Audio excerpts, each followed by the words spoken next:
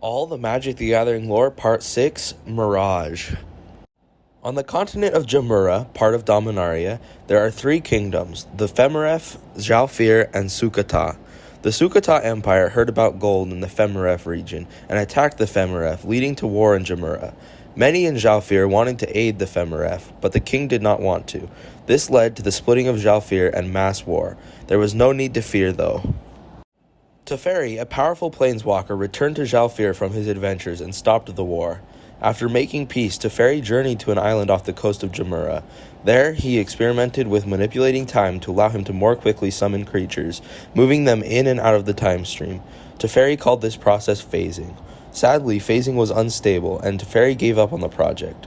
After giving up, though, Teferi discovered that his experiments had begun to unravel the time stream, and could soon destroy all of Dominaria if he didn't do something. Teferi released a large energy blast in an attempt to reverse the meddling with time, but something far different happened. Teferi's island phased out. Mangara, a friend of the Quirion, Jolrael, a friend of the Viashino, and Kervek, friend of Urborg, sensed these experiments and the phasing out of Teferi's Isle. The three wizards inspected Teferi's Isle but found nothing, agreeing instead to live on Jamura and watch the island. Mangara was able to unite the three kingdoms and became ruler of all Jamura.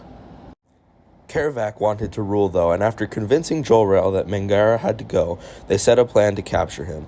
They started a fight on one of the borders, and when Mangara showed up to resolve the dispute, he was captured in a block of amber, which now sits in one of Jolrael's palaces.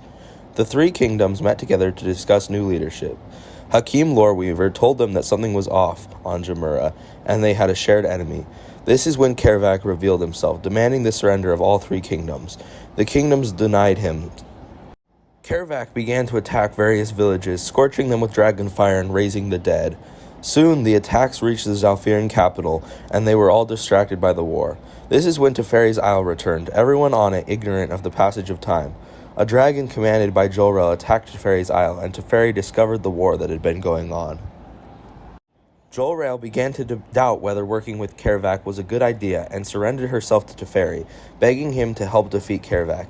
Teferi claimed that leaving his island was too dangerous, but promised to give dreams to people in Jamura that would help them to win. To be continued.